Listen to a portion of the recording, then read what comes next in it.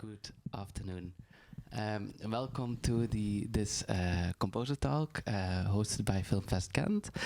Today we have a composer who took home the first Grammy for Best Score Soundtrack for video games and other interactive media. So we are very happy that she could be here. Please give a warm welcome to the guest next to me, which is Stephanie Economou. Hi, everyone. Thank you for having me. It's lovely to be in Ghent. It's lovely to be here with all of you. She promised me that she would sightsee the city of Ghent, that she would take time for that, voila. She will not be disappointed, of course. Stephanie, just to give a bit of background to our audience, when did you, for the first time, felt like an urge in yourself, like, oh, I want to be a composer? Well, I was in the womb. I started. I think I grew up in a pretty musical household. I didn't have parents who were musicians, but we always had music playing, and especially rock music, classic rock. So I think that was very influential to me from such a young age, because those are the things I still listen to now. And I think it's seeped its way into my music as well. And also my sister played viola, and she was older than me, and she, I feel like, was the first gateway into discovering how to play an instrument. So she taught me how to hold the bow for, viola, and then eventually I picked up violin a couple years later, mainly so we could play duets together and drive my parents crazy, because it doesn't sound great when you're picking up a string instrument, especially. So I think that was my introduction mostly into the classical music world. So I kept pursuing that as I got older, and eventually, when I was in high school, I started writing music, because my school had a wonderful composition and theory program, so we were encouraged to write music. So that was kind of my first exploration into composition. And wait, that was in your high school that you already got involved? Because that's quite early to have this in a school system already. Agreed. It was a really special program, and it was a public school as well. So I was very fortunate to have had that in my formative years, being able to just have the experience of, writing for a string quartet, and then some students would play it at the end of the year at a composition concert. And then, learning the fundamentals of music theory and voice leading and, all of that, sight singing.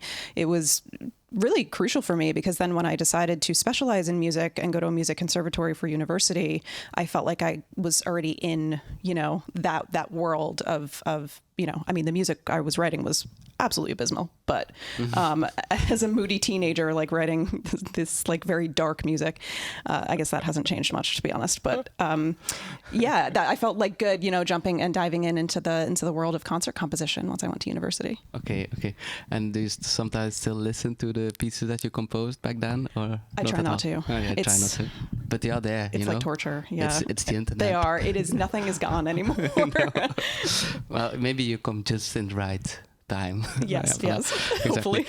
A first collaboration with the director, that it's often very exciting and a bit like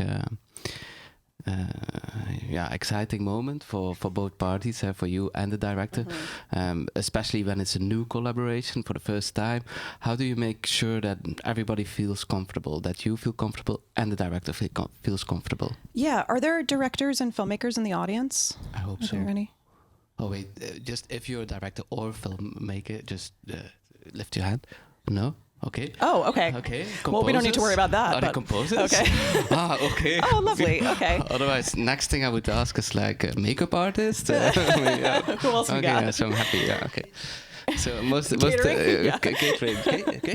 catering, restaurant. Yeah. Oh, I could talk about food for a long time if we wanted to pivot. The composer-director relationship is obviously a very, very important one. I have had very different relationships with different directors. Some of them like to hire composers very early on in the process, particularly in video games and in animation, like we're going to talk about today. They like to have the composers involved from an early stage, so that you're sort of responsible for really doing the storytelling, like what the sonic experience is going to be alongside them building the story. So that's been really lovely.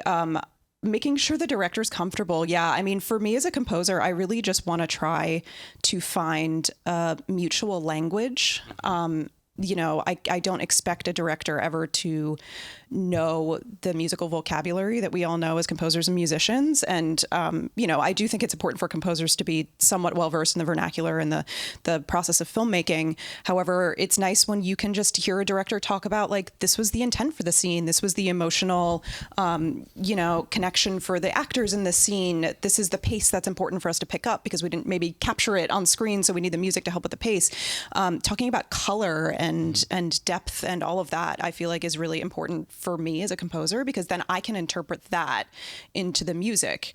And music's such a funny thing because oftentimes a director or whomever doesn't know maybe exactly what they want until they hear it, or they don't know what something needs until they hear it. So there's a lot of trial and error, I feel like, involved in that.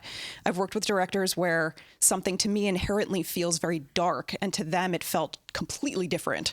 So we all process music in a different way and get something different out of it. So that's very fascinating to me. But working with a new director especially, sometimes it can take time to really hone in that language and really understand each other. So you need a lot of patience from your side. Yeah, I think both. I think that's part of being in a collaboration. And for me, if I feel really strongly about something, like I would really like to try a cue very differently than what they were looking at, or try a piece of music where they weren't expecting to have music at all. I will say, like, I understand you don't want that. Let me try it, and then I'll do it the way that you really think is right. So for me as a composer, I feel like I have a responsibility to follow my instincts, and they can see as well, like, I'm challenging how you see your film. Like, this is what I think could maybe bring a bit more depth to it. And if it's wrong, it's wrong. Like, I think for the most part, it's important for me to sometimes try to fail, and sometimes you get to something great through that. Yeah. And then, I'll do it their way too. You do it a couple ways and see what works best. Yeah. You said something super nice, that it can that music can express a lot of things, like bass, and on the other hand we often hear pace or color, you said, and on the other hand we often hear like music should express emotion. Do you think there's room indeed for music to or do you have examples that you try to do something else, like with your music, like that you said, like, okay, here I will try to change time, for example, or anything else? Yeah. I mean, I think playing with the parameters of music, whether it's sudden tempo shifts or sudden dynamic changes, or if it's gradual over a long period of time, I think that's the power that we have as composers, is to affect the pace of something, especially. I think an editor has that capacity as well, which is really great. As far as the emotional thing goes, I mean, music doesn't always have to take on an emotion either, I think it can be... I think it could be devoid of that, which can be quite interesting. It could just like follow something else. Like it could just be like, this is setting the pace, but it doesn't necessarily say anything about a character's motivations, which is quite interesting. I do feel like more often than not now we're hearing scores that don't necessarily have thematic profile. They don't have melodies. Maybe they're not like as complex harmonically as maybe a John Williams score or something like that. Certainly it's more diverse landscape for music to media now, which I think is very, very interesting. And I think directors sometimes can feel like music is very manipulative, which it is. And that's what's so interesting about it, right? Like we have the power to really change what the audience is potentially feeling, which is big, right? So like maybe a director is like, that's doing too much. That's not the movie I made. So it's like knowing when to rein it in and also push it, I think is really important. So it doesn't necessarily have to be in an emotional way. It could be in any other way as well. Great. Today we will discuss one of your latest scores, Ruby Gillman, Teenage Kraken. Ruby Gillman, Teenage Kraken. Great. Yes. I think it's in cinemas even now at this point. Oh, is it? I don't know if it is still here, but I hope so. So how did you get involved in that particular project? Yeah, so Ruby Gillman is DreamWorks' latest animated feature film. I got asked, it's a rather boring story actually, but I had known some people at Universal who, and DreamWorks, obviously it's the same studio, who asked if I wanted to meet with the filmmakers. They sent me a script of the movie because it was quite early days at that point. And I just really fell in love with the characters and just the story they were trying to tell, the world, the whole underwater world. for those who haven't seen it, which is probably a lot of people, Ruby Gillman is a Kraken, and she comes from a family of Kraken, and they live on land, like among humans, and that makes them special. Ruby has been told her whole life not to go in the water because it's dangerous for Krakens there. There are a lot of predators. But realistically, the reason she was told to fear the water is because if she goes in the water, she becomes a giant Kraken. And there's only 3 giant Kraken in the world. It's her mom, and her grandmother. So she was kind of lied to her whole life from her mother to, be protected by her. And at school, she ends up meeting a mermaid who is the popular girl, and then they end up becoming friends. There's a whole folklore about mermaids versus Kraken, which is very fun. And it turns out that the mermaids are the bad people, right? Which is kind of flipping that narrative on its head that we know from things like The Little Mermaid. So that's just kind of the general backstory. And Ruby it's a coming of age and how she has to embrace who she truly is, which is just, I think, a really lovely message to everybody, and, embracing what's different about you. And that's kind of your superpower. So the scope of the film was great. It was like playing with the fact that she was a teenager and how to capture that sound of what it's like being a regular teenager, and then kind of going and assuming this role of being basically a superhero and protecting her family and her town. So anyway, I got called on to meet with the filmmakers after reading the script, and I had this idea just in my head. I wasn't hired for the film at this point. They were just kind of taking meetings. I had this idea in my head after reading the script that I thought the score could be a little different. That's something different about it. And there was something about like dream pop, like the dream pop style synth pop, that I thought really kind of captures the essence of water, like very reverby guitars with modulation effects, like washy vocals, drums and bass and stuff like that, analog synths, retro synths. I was like, this could be an interesting way to tell the story. And they were like, cool. Let's do it. Nice. Yeah, that's kind of how that started. So I was very lucky. They kind of took a chance on me because I've never done animation before. So don't know what they were thinking, but I hope it worked out. Well, she has never done animation, but you will see in the first clip that she has, a natural talent for it. Not a lot of composers can do animation so well as we will see now. So I propose we look at the first clip of Ruby Gillman, Teenage Kraken. Yeah. There are 2 clips in here, just kind of back to back.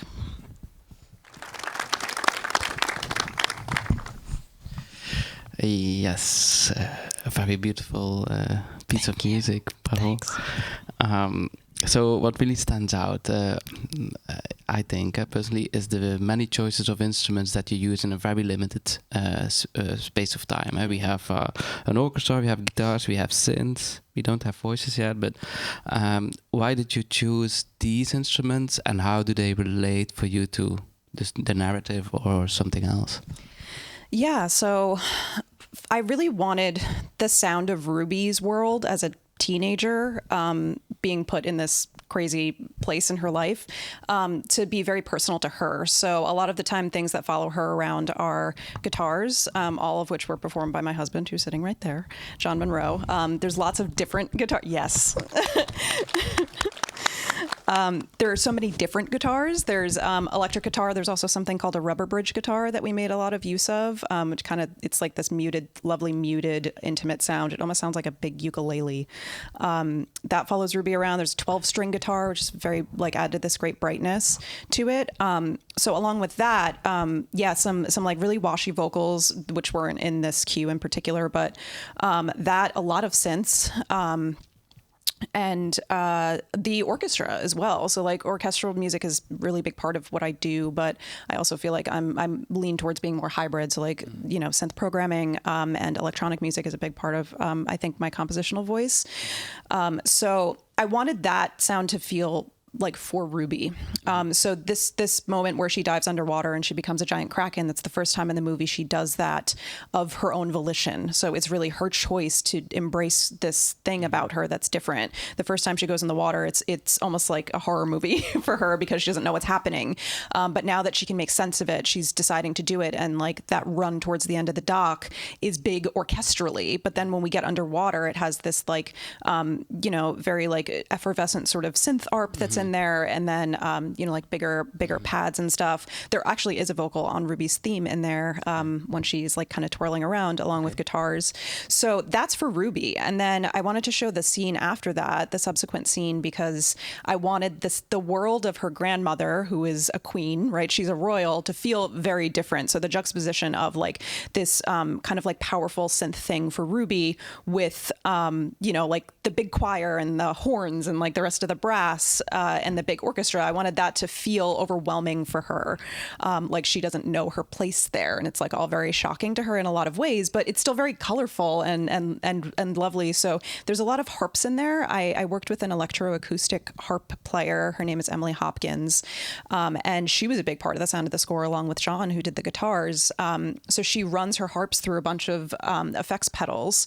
So she, was running through like all different modulation effects, like lots of delays, reversed sounds, which kind of like helped give it that sense like it's underwater, but layering that with these like this big symphony orchestra and choir, I think was supposed to make Ruby be like, what the hell is going on? I don't understand this world of being royal. It's in with these like trumpets and all of this stuff. So that was supposed to give a sense of like that world is very different from hers. And it's like what we stereotypically think of when we think of something like very regal, right? And her grandmother is very much like that. Yeah, it's super beautiful that you say that, because it leads right into my next question, because like when we enter this castle, you have like these solo horns that come in, or solo brass, and I cannot help myself thinking like, okay, this is like actually if you would have like an opera or something, like a romantic opera, then actually composers from history would maybe always have scored this in a particular way. Like, do you think like we still carry this from Western music history, this like connection between certain situations, royalty and brass, and music? Yeah, certainly. I mean, it's a bit of a vague question, but no, go with it. It's a great question, because I think composers, like, our power is that we can play with an audience's expectation. So we kind of like have a sense of like, okay, I don't know why this is such a thing now, but like we have a feeling for like what superhero music feels like. We have a feeling for what royal music is. We have all these different connotations with what certain music sounds like. So our ability is to be able to take that, use it, and then potentially subvert it, or like compare it and layer it with things so that it brings out more meaning. And that's certainly like what's happening here. I think it feels very literal on screen, but then like how Ruby's journey evolves just from being like a regular teenager, stepping into this role of responsibility as a giant kraken and like saving the kingdom and things like that. Like those lines start to be blurred. So you have like a bit of the cinematic synth pop with this big orchestra now and with choir and things like that. So I certainly think like that's one of the more interesting things about composing music to picture and in media in general. I guess not necessarily just to picture, but we have, thousands of years of all of this music that we have associations with, and how we can kind of play with that is a really fun chance to like lead the audience, take it away, like set it up to be something that's unexpected, which I think is a really fun thing to do. So like in animation, like, I don't know, like, the dream pop thing I think was an unexpected choice, but then figuring out the other stylistic influences that I could use with it to like create this like sonic narrative, I think that was really important for me in the score. Yeah. We have two big themes during the full of the film, but also here present. Can you just explain us a bit what they are and how you constructed each of them? Like the themes? The themes, yeah. The specific themes. Yeah, so in the clip that you just saw, we heard Ruby's theme, which was present in like a lot of strings, and then also in that big moment with the guitars and the vocals, like I mentioned. Then when she arrives at the kingdom, there's something that I created called the motherhood theme. So I wanted to write a theme that followed around, because this story really is about 3 generations of women. And I wanted to be able to develop a theme for all of them. Ruby's grandmother that's the first time that we like really hear that big theme in a really fleshed out way. However, it follows around her mom, Agatha, when that's who we cut back to when she was like on the laptop checking on her in the house. It follows her around in a very different capacity. It's like more like poppy. It's like a different feel for her. But I wanted to be able to use it with her mother and her grandmother especially, so that when we kind of got to the end of the film, their lives aren't so separated. And I was able to kind of evolve that theme, not only to stand for the kingdom and her grandmother, but for their bond, their generational bond that they have together. So that theme is kind of like ascending thirds, and you know, there's like a brass chorale like kind of element to it. And Ruby's theme is very optimistic and like kind of ascending.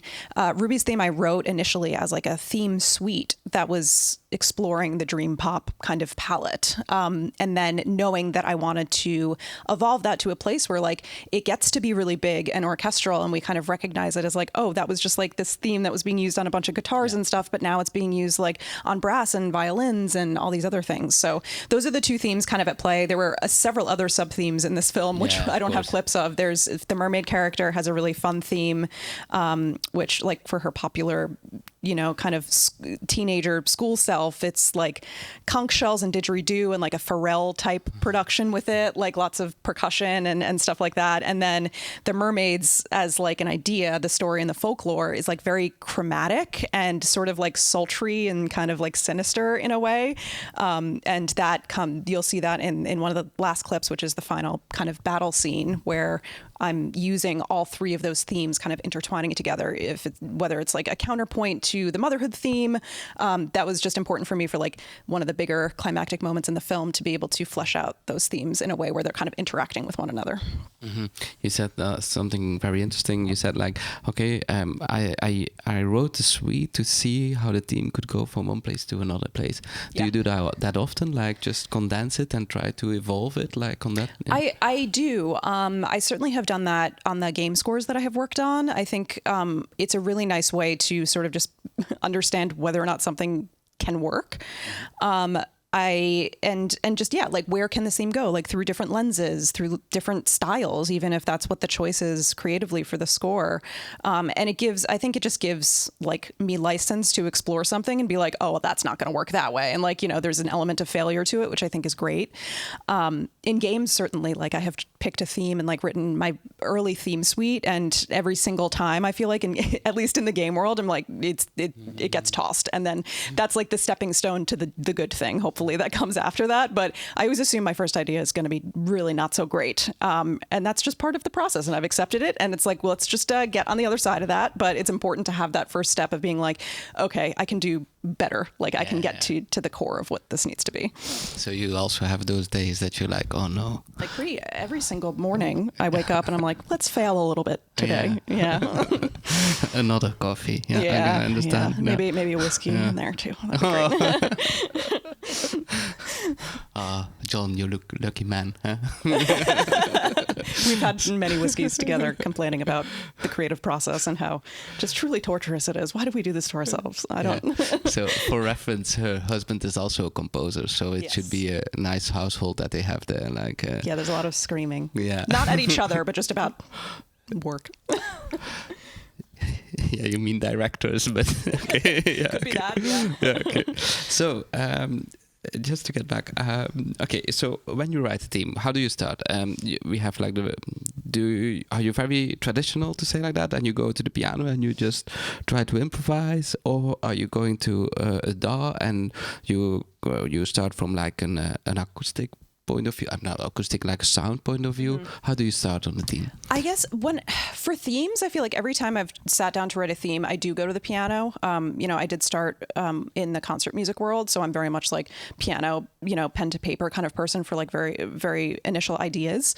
But then it's kind of twofold for me. So like, I like creating a palette is very important to me. I do that on every single project that I have. And that basically involves creating a specialist template in my DAW for that. So when I chose the Dream Pop thing, I was like, okay, I want to do research. I want to listen to a lot of music, figure out the best tools, the best, you know, VSTs, the best synths, the best things that I can arm myself with so that I can just start to play in this world.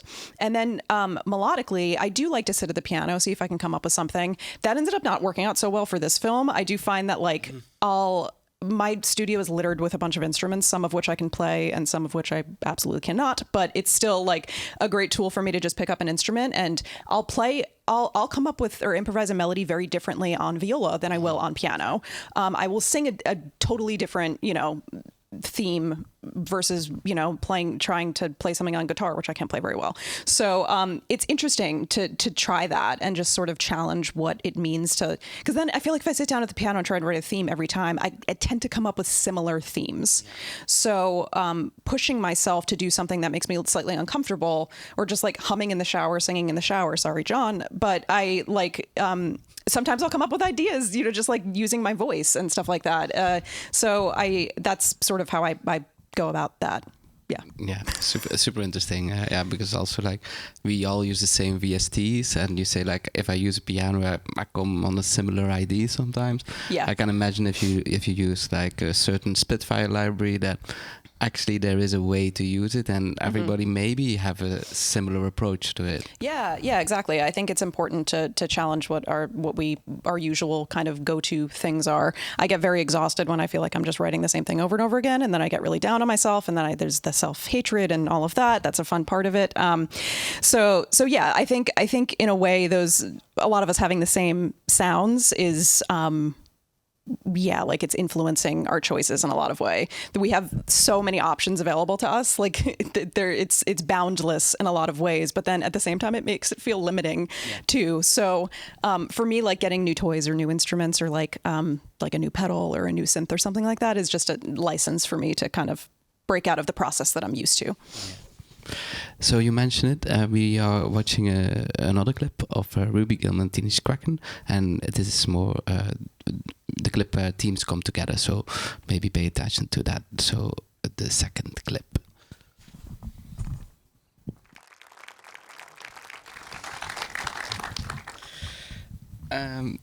So the end. It sounds that. Oh, you talked about it. Yeah, it sounds like you have a very strong combinations of themes there. Was it in a way difficult to construct on this image, or? Surprisingly, no. I think when you have made your choices, like, okay, these are the themes, and you're like, I need to make them the best they possibly can be in this film. When I got to this point in the score, which was like very, very late, this was one of the last score cues that I did, I was like, I had used the theme so much in different capacities that it was sort of like, oh, it's great. I've established these things, and now I can use the motherhood theme on the violins, and then use the horns with Ruby's theme on a counterline, and the way this was like my pitch to them very early on when I had presented these themes initially. I was like, for this big ultimate scene, like it would be great if they could just intertwine in a certain way. And then that last kind of quote before the big explosion of the trident is the mermaid theme, which we haven't heard, but it's all kind of in there. And the normal, probably moviegoer wouldn't necessarily clock that. But like for me, it's important to use what I've set up and the music that I've lived with and the music that I've evolved to help tell that story in a way that's meaningful. And it was meaningful for the directors, like it was meaningful for the people who created this story to like have that powerful moment of them all, joining hands and doing something together. They're more powerful together as a family than they are separately. But Ruby's like sort of individuality is still in there with her kind of like counter theme. And there's also like lots of guitars in there too, which are sort of blending with the orchestra, and like synth arps that are in there as well. So like the colors are there, but knowing that I needed to grow the scope of the film to be like also this big symphonic thing, that was like the important challenge for me, but not abandoning the palette that I had set up for Ruby, like with her more like teenage life. And the final clip that we'll see is really kind of the most dream pop that it gets, is like when she is embracing her Kraken self, and then she goes to prom on the boat, and like she just saved the whole town, and it's sort of like acceptance of, she's a teenager, but she's special, and like this is, her sound world. Yeah, in this sequence especially, I noticed that you are particularly strong in timing, also in timing certain like aspects of music related to the image. How do you feel that is this something that is always the case in animation films? I know it's your first one, but did you feel that it was a bigger challenge for an animation film compared to a feature? Yeah, I mean, I think there are two schools of thought on that. I think a lot of us feel like in animation, there's like those classic animated scores where everything's very Mickey Mouse, right? Like you're hitting every little thing that happens, and sometimes there's like not dialogue, and the music has to help tell that story.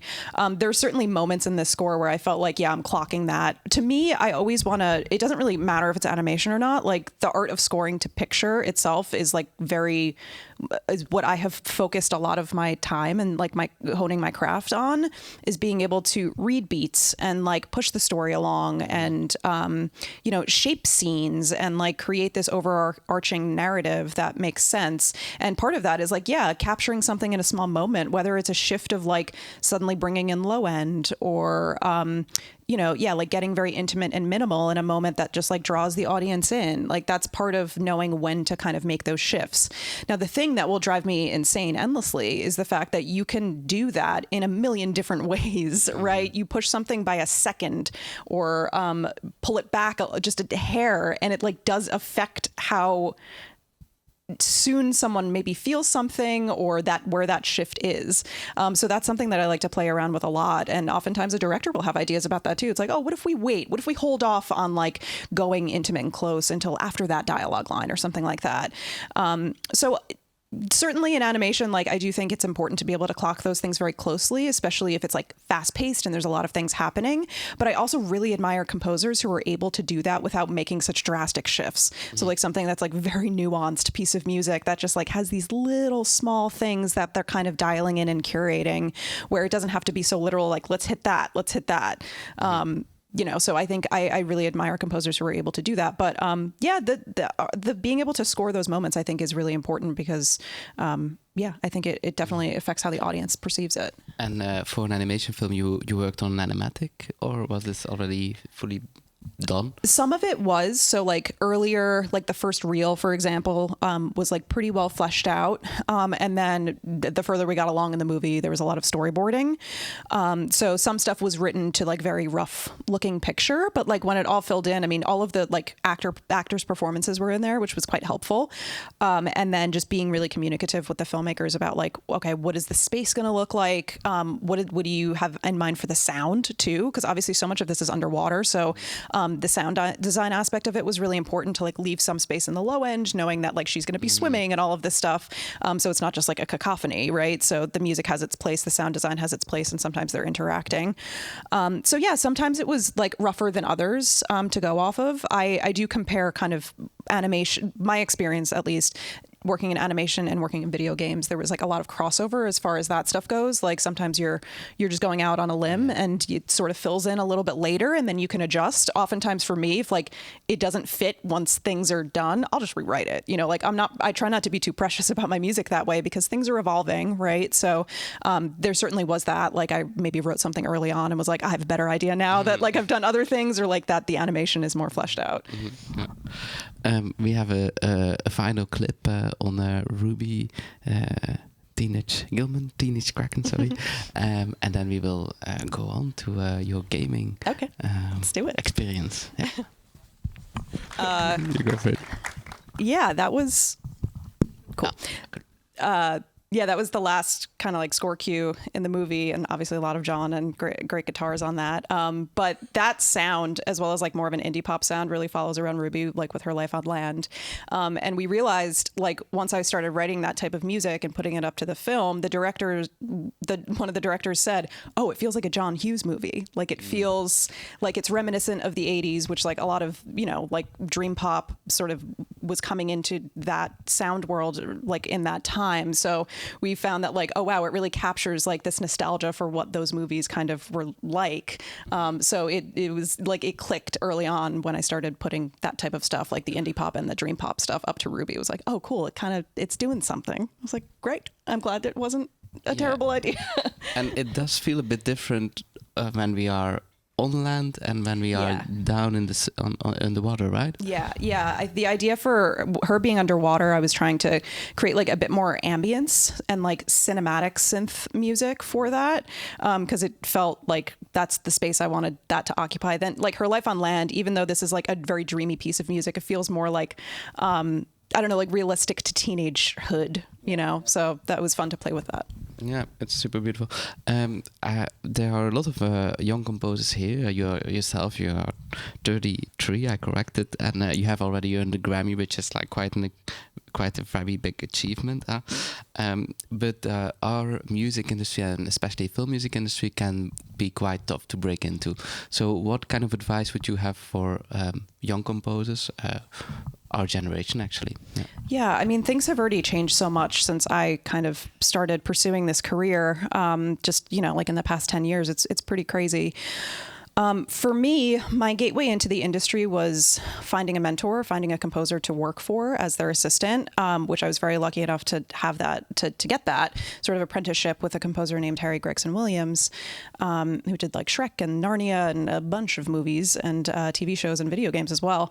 That was my way of being a very inexperienced person coming out of school, really not knowing a whole lot, being taken under someone's wing and being shown like, this is how I operate. This is how I work on a big feature film with a studio. This is how I work on an indie film. This is how I manage budgets. This is how I work with soloists. This is how I conduct orchestras. Like, that was the best education that I feel like I could have gotten. And I was very happy to have had that. That's a great way to get your feet wet in the industry, is just to shadow a composer or work for a composer.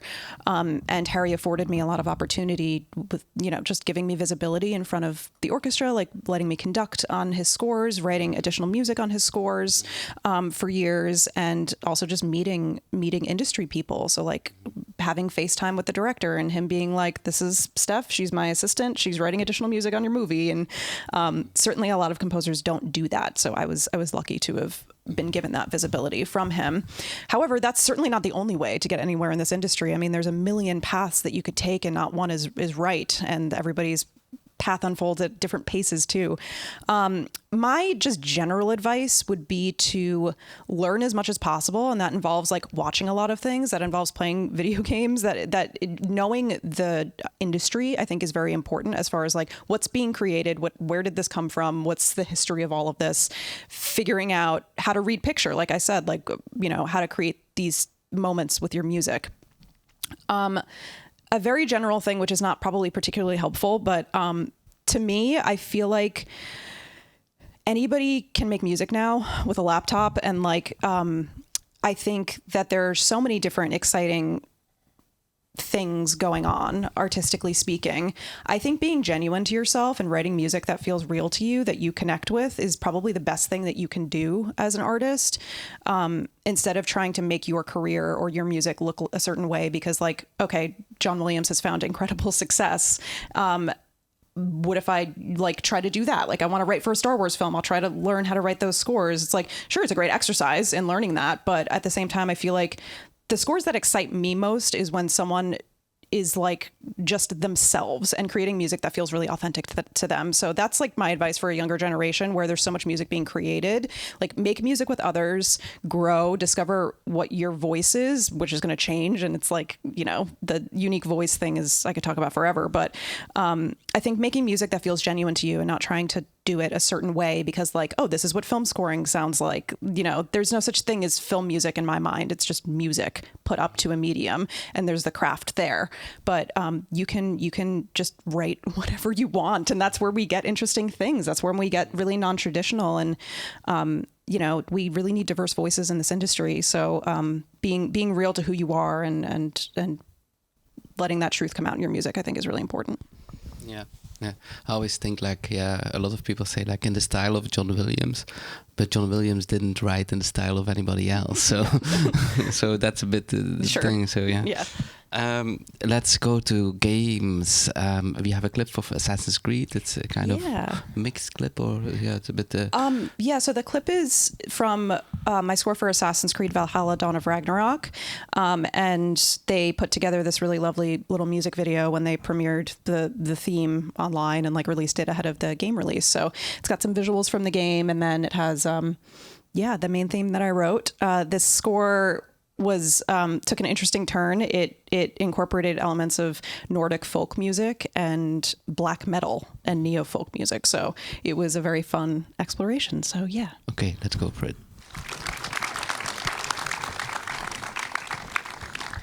Okay, wow. So people, and in often we mention in one breath a film composer and a video composer.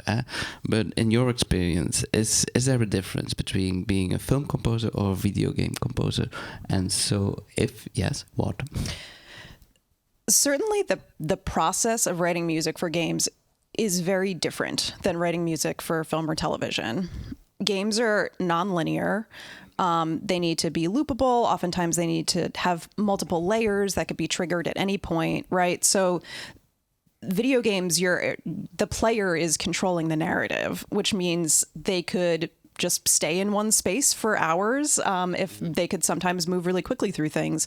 So that means that the music needs to reflect that and be responsive to the actions of the player. And so that's a big challenge. That's a very different mindset when composing the music itself, in my opinion. You need to have other things in mind. You're kind of designing the music as well as composing it. So you always need to have an awareness of like, okay, well, this 3-minute piece of music it might be looped for an hour, right? So how do you create music that needs to be stretched, but also create this sonic intrigue where like the player doesn't get, you want to drive the player crazy. Like you want to be able to have shifts just like you would in any ordinary piece of music. You can go places. Like it's not a limitation, in my opinion. It's you have to be very clever about how you do things. So if you have a piece of music that, let's say, like it's the player's exploring the map, they're riding a horse or something like that, there maybe needs to be like a bass layer, which is maybe a bit more ambient. Maybe it has a theme. Maybe it's like it has a halftime feel potentially, and then perhaps they happen upon like a tension area or a danger zone. You have to have a layer that comes in from that, which also functions with the base layer that you have there. That's just like, they want to be a little bit on the edge of their seat. Something's a bit off. And then on top of that, perhaps they happen into a fight. And then you have a fight layer that comes in on top of those other two things. So you have to have an awareness of like the functionality of the music and how to still keep it very intriguing and just like a great experience for the player, really pulling them into the story, but also it has to have these really functional elements to it, how to kind of create that. So oftentimes for me, that means like being very careful about what tempo I pick for a piece of music. So like if I know I want to break it down, make it feel more halftime, and then the fight layer is going to be double time, a little bit more percussive, like have distorted textures in it or something, whatever the game may be. So that awareness is very different, and understanding that the function of it in the game it may be different from how you might intend it to be. You just have to sort of be more flexible with that. As far as like how I sit down to write a game score, and I am very new to games as well, I should say. Like there are many more people here that are very well versed in game music, who've been doing this for decades. But my experience in game music, like when I wanted to write this theme, I did the same thing that I did when I tried to write the Ruby theme, right? So like to me, finding the sound world, finding the palette, getting the tools ready for myself, and then coming up with a tune that I think is going to help carry me through this story and something that's going to help me, like help it evolve over time. So in that sense, like my composer brain is no different when I'm approaching a film and TV score versus a game score. It's like, I want to find the crux of the story, the heart of it. However, the actual composing of the music itself, you do have these other things that you need to be aware of. Now, in my experience, I really just write the music and then I pass it off to the people who are going to implement it into the game, the whole music department. I have never done that myself. Now, that's working on like a Ubisoft game, right, where they have a big infrastructure for that. There are games of all shapes and sizes and all budgets and things like that. So a lot of game composers have to wear a lot of hats. So if it's like more of an indie game, perhaps you're also doing the sound design and implementing it into the game as well. So there are these very well-rounded game composers who have the ability to harness all of these things, which is really incredible. And that's a world that I don't know anything about. So in that sense, I feel like game composers that are able to do all of that stuff are probably like take a lot of pride in that. And like, yeah, it is really different from writing film or TV stuff, right? So in my head, I feel like I've been able to have a career where I can hop back and forth from each of them, and I hope I do have a career that continues to. I get to kind of play in all of these mediums. So certainly there's a difference. I do think like as a composer, you sort of approach things in a certain way, but maybe there are certain game composers who are like the world of film and TV. I do very differently than I do for games, which I think is a strong possibility. Mm-hmm. And for example, when you construct a theme and you explain like, okay, there are layers that can come up on it. would you say that the theme is then less? Would you say a theme can be maybe less complex? Because I can imagine if you have like a theme with a lot of harmony shifts, that's not so easy to do, to suddenly add layers. So would you have like a more simplified approach to film scores, video game scores? Interestingly enough, the first game score that I did, which was before this Dawn of Ragnarok, it was a game called The Siege of Paris, which was also for Assassin's Creed. I found that I did play it safe because of things like that. I found that like I got stuck in like loops. Like just because a piece of music has to loop doesn't mean that like everything within that like needs to stay stagnant. Like there can be breakdowns, there can be meter shifts, there can be things like that. When it came to this one, I felt like I took more risks with that. So, you know, I had like in a piece of music, like an exploration piece that we just talked about, like I wasn't shying away from having, you know, the whole theme play out and be harmonized. It just means that the layers on top of that need to follow suit, you know, like making sure that the bass is following everything that's going on, which is why these layers basically can just be written as one piece of music sometimes. And then you sort of pick out what could work for those individual, you know, layers themselves. So I really don't find it to be a limitation. There shouldn't be. It should be a challenge to be like, how can I make this, you know, have the things that you want it to have. You like modulate in the middle, maybe just come back at the end to the original key so that, you know, it works together and it's seamlessly looping. But I think that's a really fun challenge. And I think that was the biggest departure for me from the film and TV stuff is like, yes, how do I incorporate all of these things? Like just because it's nonlinear music doesn't mean that it can't have all these shifts and turns and things. But the risk paid off because you won a Grammy for it, so that's great. So, what also very much stands. Hoeveel tijd heb ik nog, Uma? Dank u wel. Sorry for that. What also immediately stands out is that you have quite specific colors also again in this score. We had a Zoom call and I looked inside of your studio behind you also. It's a mess. And I saw also a lot of instruments. I think, I saw analog synths, string instruments, different kinds, cello and 2 violins, traditional instruments as well. Do you play all of them? Not well. So I play violin and viola. Those are kind of my primary instruments. But Assassin's Creed, living in this world, which oftentimes, like I was working, these were DLCs, these were expansion games. So I was working underneath the umbrella of Assassin's Creed Valhalla, which has a brilliant score. But they encouraged me to do my own thing with it and really have it could have its own voice. But I think the marker of the Valhalla score is that it's quite rustic, but it has very modern production. And so that was something that I wanted to be part of this. So I thought the way of doing that would be to kind of gather instruments that were going to help tell the story. So for Dawn of Ragnarok, they were leaning into the mythology, right? Norse mythology. So I wanted to get some like Nordic instruments, Scandinavian instruments. So I found like a tagelharpa, which I play very, very poorly. Actually play is a stretch, but I managed to experiment with it, right? Like record a bunch of it, like play it really non-traditionally, like hit it with chopsticks and things like that, use it percussively, and also bowed it and plucked it. But I did that. Like I got like a VL, which is a very early version of a violin, which is very boxy and kind of has a strange sound, but it gave this like primitive nature to the sound of the score, which is great. And then, you know, I roped in a lot of soloists into a lot of these scores. So a friend of mine, Ari Mason, who has recorded vocals on everything that I've done, she was the vocalist on the Ruby score as well. She also plays viola da gamba. So there was like a lot of non-traditional viola da gamba in there as well. Obviously, there was a black metal band involved in this, so they did their thing. They one of them also built a lap harp and like bowed that. That was a big part of the score. Okay. I had a brass player friend of mine play a ram's horn, which was like in that theme too. It's a very strange sounding thing, but very Viking-esque, I would say. And that was kind of like a color that was involved in that. Yeah. Then, you know, I can't play the cello for the life of me, but I can tune it down and like play some really gritty ostinati and like, you know, do Colenio and have it all just like the strings banging against each other. So it like playing in the world of Assassin's Creed gave me license to not worry about the classical world that I came from, where you need to practice hours and hours a day if you want to give this a good go. Like, it's really embarrassing. There are people who devote their lives to being a master of their instruments, and like you're just sitting in your studio like abusing this cello. It was always like it was like a boundary I had to cross for myself. It's like, it's okay to be bad at stuff in the name of experimentation, because you can get to something really, really wonderful that way. So once I kind of gave myself license, like, yeah, it sounds like shit, but you know what? Like, I can process it, and it's like something live and organic. It like has a great source to it. Like, I can hear the sound of the bow. I can hear all of these elements about what I think makes the instruments cool, and then mess around with it and like put a bunch of effects on it and like pitch it down an octave and see what the hell that brings to it.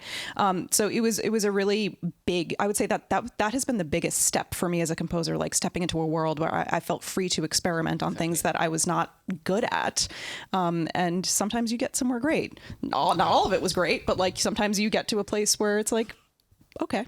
Yeah, and it's nice that you say that, because like we see this more and more happening, that composers themselves take up instruments, and like it's like that this classical idea of composing. You write your score and you go to your performer and he or she plays it, or the orchestra plays it. Is a bit past. I mean, we have Hildur that knocks on doors and of Chernobyl and makes a score of that for a full series. Do you think that it is now part of the skill set of the composer to be able to, or to be courageous to be free like that? I don't know if it's necessary. I mean, I think some composers balance it both ways. Like, I certainly do. I work with lots of soloists all the time where it's like, here's a, piece of sheet music. This is exactly what I want you to do. Sometimes I'll be like, let's there's room to improvise and do that kind of thing.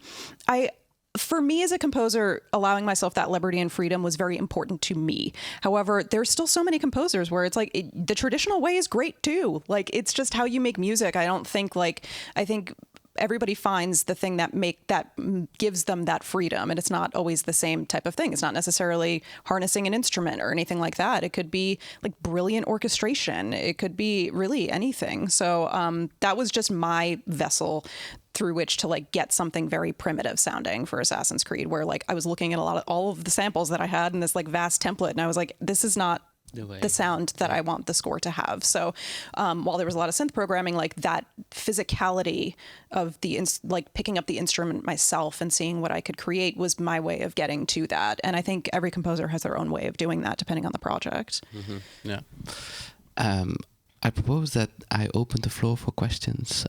If there are any at this point, please raise your hand. We will start with this one, but please, if you you can yourself say which one you want sure. to do, whatever. Of course. And I can help you. Let's start. Hi, thank you very much for your expertise and your wonderful music. I have two questions, and they are very different. Do you want them at the same time, or shall we divvy them up into... Surprise me with the second one, so I'll answer the first one first, and then give me the second one. The one is about... No, I forgot. No, it's about your process with soloists.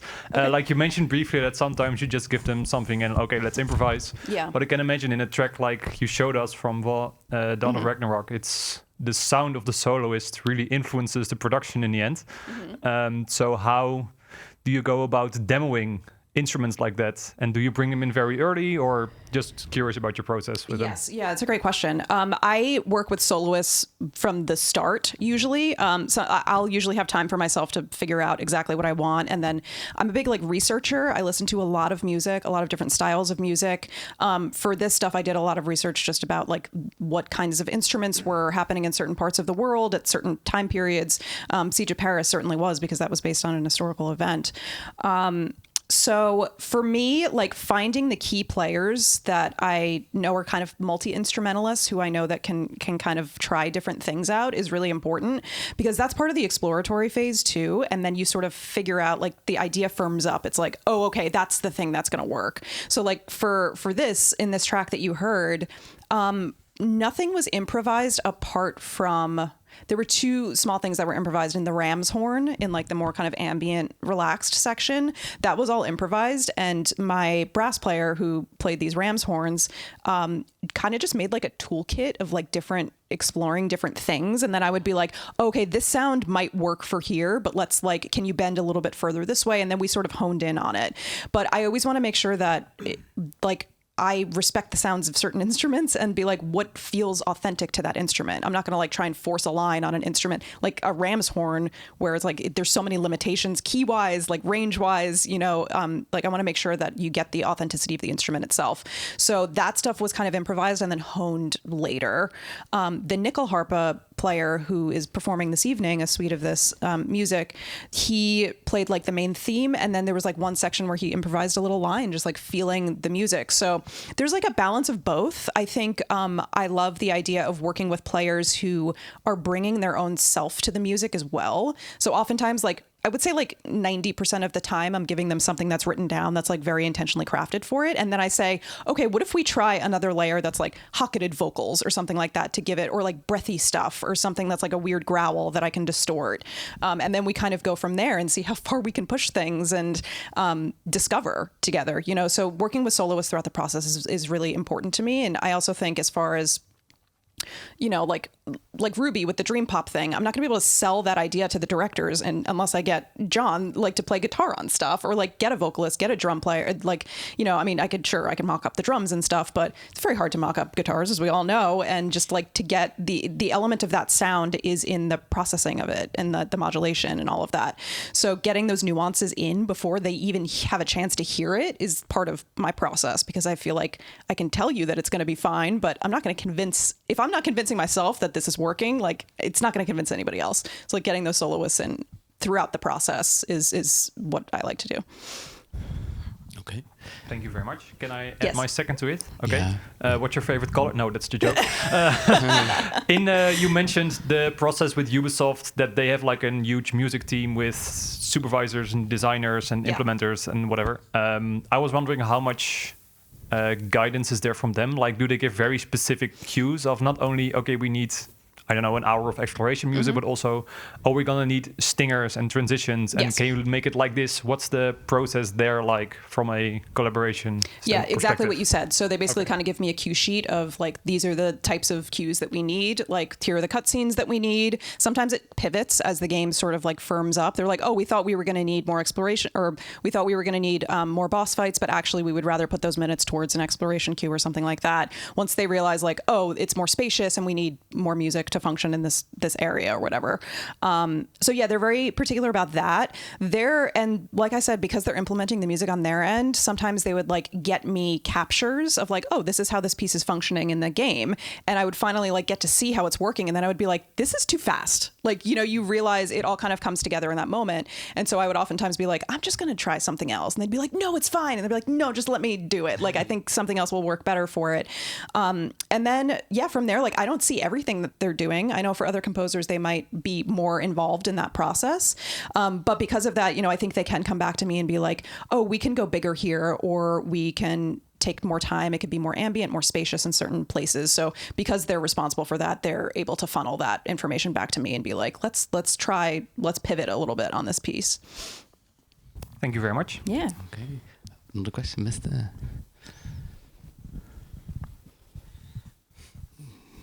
Let's talk about the elephant in the room, artificial intelligence. Okay. Where do you see the impact of it? Do you consider it as a creative partner, or where will we end up with that technology? Yeah, it's a great question. Admittedly, I don't feel like I'm the best person to ask about this. I have not harnessed artificial intelligence in my process of composing music at all. So in some ways, I'm quite behind with that. I do see a lot of possibility there. And I also do understand that there is a threat, I think, especially to a lot of composers about like, what does this mean for us? What does this mean for what we've created? What's the future of this? I certainly find myself thinking a lot about younger people entering the industry, or people who have maybe gotten their foot in the door through writing library music or ad music, things like that. Because in my opinion, and I could be very wrong on this, please don't take this for anything, but artificial intelligence, in my opinion, will probably take those roles sooner than maybe other things that are like more crafted scores. So I worry about some people who kind of make a living off of that as well, which is not just young people, obviously, but I do think we have a collective responsibility to also offer opportunity to people who maybe have been working more in those fields and that's their bread and butter, and then maybe that might slowly be taken away. So I think there are so many wonderful creators, and we have to have an awareness of like not just worry about ourselves and what we're doing, but about how this is going to affect the landscape of the industry. How exactly we do that is just, I think, engaging with our community and figuring out how we can include more voices and more people who maybe were doing a certain thing and now we need to be involved in like a wider music team or something like that. I'm not totally sure. I wish I had a more nuanced answer for you, but I'm just like not super, I need to educate myself more on the capabilities of that. Okay, other questions? There in the back, very far away.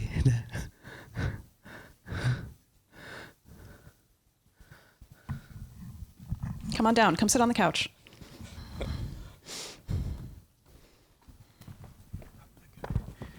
Yes, I'm a French composer from Paris, and first of all, I would like to thank you for this event, because we don't have some event like this when we can talk about music, films, and video games.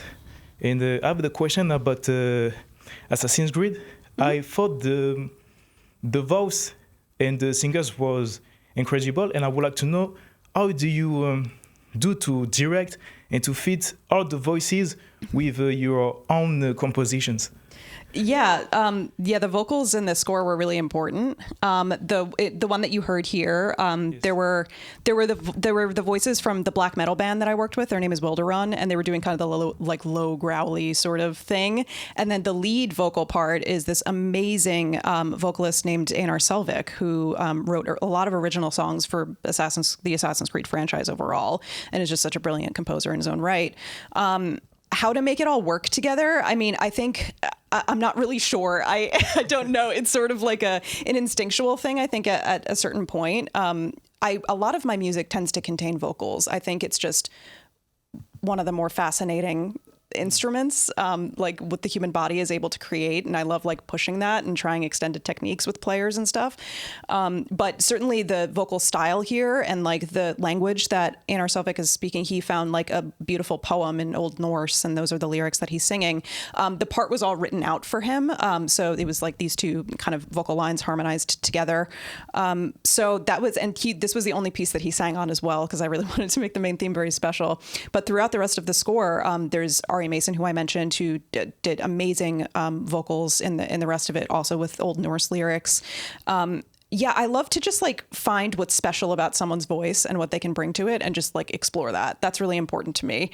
And sometimes it's like a very intimate thing, and sometimes it's layered and like very produced like this is. It just sort of depends on what I'm feeling. Sometimes it's like just used percussively, not even melodically. So I don't know if that answers your question, but... Yes, it answers, because it's good to have a vision from a composer other than a singer or producer. Yeah, thanks. I hope that helps. Yeah, thank you very much. Great. Thank you. Other questions? There. Thank you very much for your time today. It was an awesome talk, and I really enjoyed it. So my question is in a very different direction, and I know you care about the empowerment of women.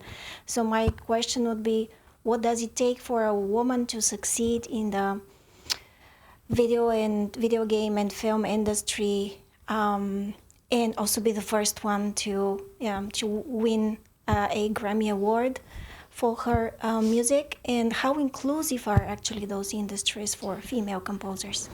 Great question. Thank you for asking that. How inclusive are they? Not very. I think there has been a lot of change and a lot of momentum for inclusivity over the past several years. I think since the Me Too movement in particular, the film and the media industry as a whole, I feel like that was a really important catalyst for creating initiatives to include women, non-binary composers of color, to give them the opportunity that has so just like historically not been there for those diverse and disenfranchised voices in the industry, which is an amazing step. And it's such a shame that it's only been in the past few years, truly. So, for me, I feel like there has needed to be this sort of collective responsibility from the music community to include people because of systemic sexism and systemic racism that has been rampant in not just the entertainment industry, in many, many industries. But as we're talking about the entertainment industry, that is sort of why it has been notoriously white and male in many of these, different sectors. So what does it take to be successful as a woman in this industry is to be yourself. I think this might sound a bit idealistic, but I truly do feel that the thing that makes you different is your superpower. Just like Ruby, I think that is your power, is being different and being a woman, because you're bringing a unique perspective to something that has been inherently white and male, right? So I feel very strongly that way. I think that the artist community in general is an incredibly diverse one.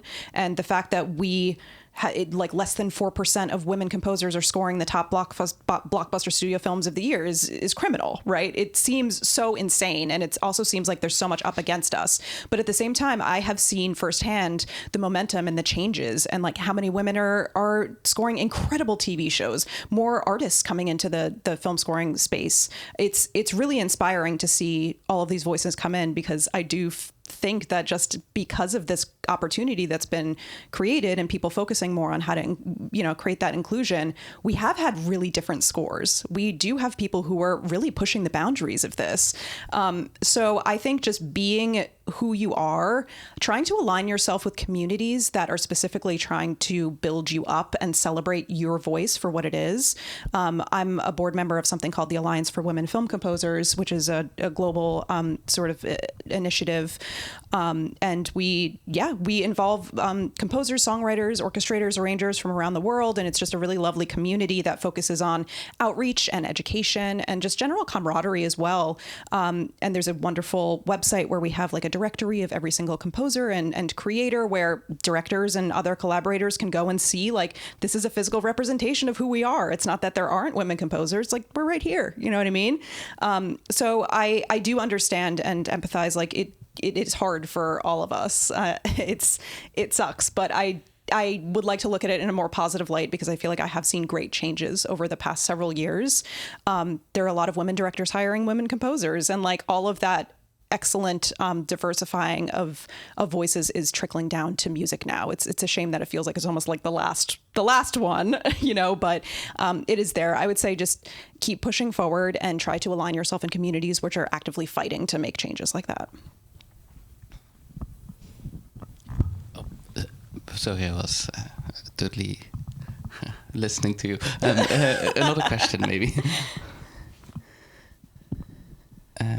No question. Maybe yeah, okay.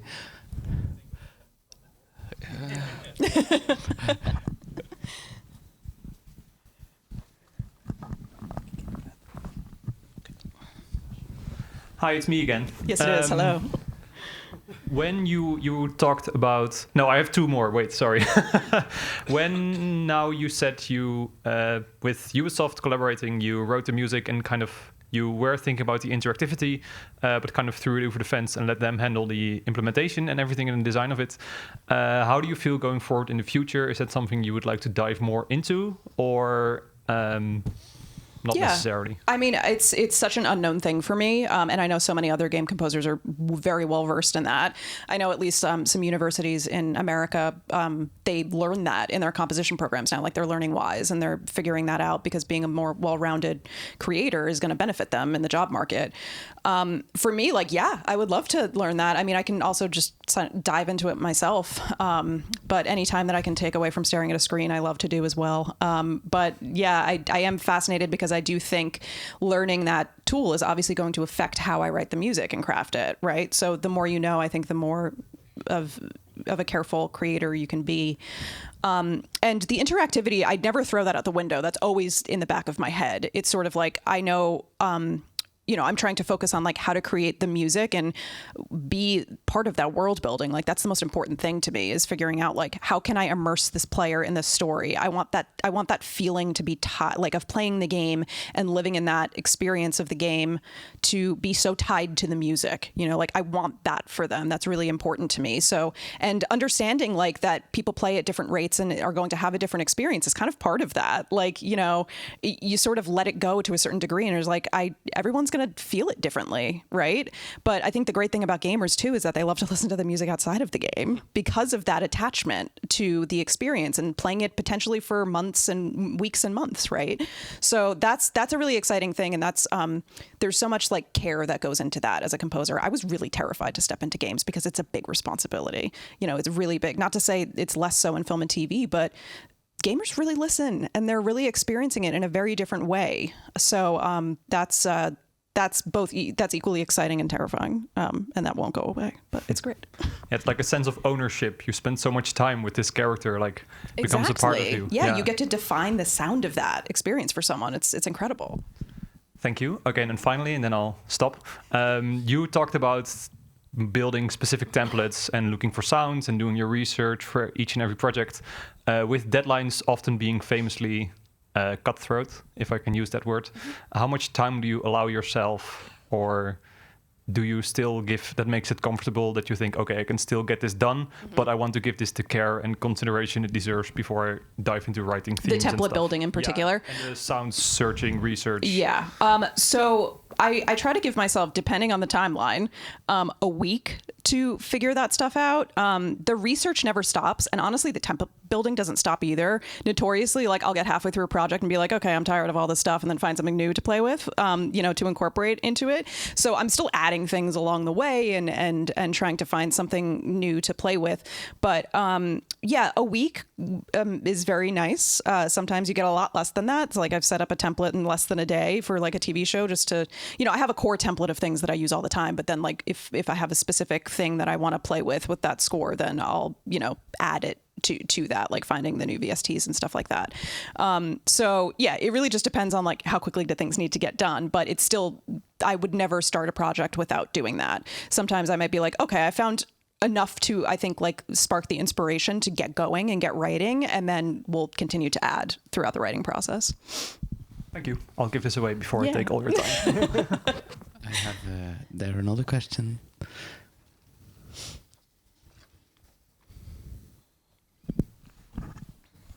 Hi there. In terms of like project management, when you have a few different things going on at the same time, is that something you try to avoid or you just live with? And how do you deal with 2 or 3 gigs at the same time? Yeah, great question. It's pretty unavoidable for the most part. I mean, I think it's a great luxury to be able to just focus on one thing at a time. For me, depending on what it is, maybe I make a weekly schedule for myself to be like, okay, I need to accomplish I need to write X amount of minutes of music this week. Which cues can I tackle in here that would be great for the director to hear next, and like will kind of fulfill that quota of like keeping me on schedule. So like having a micro schedule and then a more maximized schedule to make sure that you're going to get things done is something that I do. And then if I'm balancing multiple projects, maybe like I'll be like, okay, Monday, Wednesday, Friday, I'll devote to this project, and then Tuesday, Thursday, I'll do the other ones. Oftentimes it doesn't work out that way. And I'm like, I try to be chaotically structured in the sense that like, okay, this is what I have to accomplish this week. Maybe I'll do like, and set what cues I'm going to write for each day. Maybe that means like I'm writing a cue for one project in the morning, and then in the evening I'll pivot over to the other one and get done what I have to get done, knowing that I can like interchange days. Cause like if you're working on projects that are sometimes just like really drastically different or just require a certain energy level that is like not working for you that day, then it's like, okay, I'm pushing that to tomorrow. I'll take this one for today. And I think some days I'll be like, oh, I don't want to write that cue. That's a really big one to tackle. And then you get there and it was like, oh, that was so much easier than this like 20-second thing that I thought was going to take me, no time at all. So I think giving yourself a bit of leeway to be like, okay, these are the markers that I need to hit to make it happen. But being like, okay, it's not really working for me today. I'm going to move on to the other thing, or like focus on that project all of Monday, and then, just like adjusting from there. Working on really stylistically different projects can be very challenging. Like for me, I think hopping from the world of games, like, and then working on a TV show, there's like a bit of recalibration that needed to happen there, or like working on a comedy and then going and working on something very different, right? Like an action score or something. It just ignites different parts of your brain sometimes, and some days are better than others. But yeah, I think just giving yourself a bit of grace and being like, it all has to get done and it will get done, and figuring out what works best for you. And sometimes that changes on a day-to-day basis. Yeah. Thank Thank you, Stephanie. Uma, heb ik nog 5 minuten of totaal niet? Nog 2 minuten. 2 minutes. Nog 2 minuten. Okay, in 3 minutes, because I think we discussed it in advance, and there's one subject that I didn't find the time to include at this point, but I really want to pose a question because she has great insights about it, I think. Young composers, especially young composers, we tend to take a lot of projects. We really want to make our name, or they or we really want to make our name in the industry, and maybe that can be quite challenging for personal life. So do you have experience with that, and what is your advice regarding that, knowing that you are doing now very big projects at this point? Yeah, when I was starting out in the industry and I was working for Harry Gregson Williams, I worked there for 6 years and was trying to balance my own projects at the same time. And being an assistant is a very time-consuming thing. I feel like I put my head down, and then suddenly 4 years went by and I had no idea what happened. And, the mental stress and just the workload and that kind of environment is very taxing on a person. And I felt like there wasn't a lot of discussion around like mental health and like how to create balance. And oftentimes I feel like there's this, like, talking about that was very taboo, and I was really just kind of hearing like online and in these forums from a lot of bigger composers, like, if you're not like killing yourself, then you're not going to succeed. And that's such a toxic attitude that's so absurd to me. And I felt like I wasn't hearing a lot of people discussing like boundaries with things. And like, for me, time just went by so fast, and I felt like relationships dissolved, like friendships went away because I wasn't like prioritizing certain things in my life because I was so focused on like, I need to do this. I need to pound the pavement if I'm going to find success in this career, which is true, right? We have to do that. But then I think as I started to get older and, working in this industry for a long time, I was like, I need to zoom out and get a bit of perspective on like what is really important in my life. Work is very, very important to me in my career and creating. So is my family. So is, like prioritizing things that are going to make like my health, I think is what I will just like boil that down to. Because if you don't have your health, you have nothing. You have no music, you have nothing else in your life. And a lot of times that takes like, I'm not going to work 14 hours today because if I take this evening off, maybe I'll be more productive the next day. And that's okay to do. But I do understand fully that like when you're coming into the industry, like it feels like you can't set those boundaries and be like, I'm going to take the weekend off and I don't give a shit what anybody says about that. You feel like you just have to do it. But my advice would basically just be to try to gain a little bit of perspective and understand that time off is good and it makes you a healthier person, which in turn I think makes your work better, right? So for anybody else who's like feels like they're stuck in that, like they're just surrounded by people who are like, what do you mean you didn't work through the weekend and stuff like that?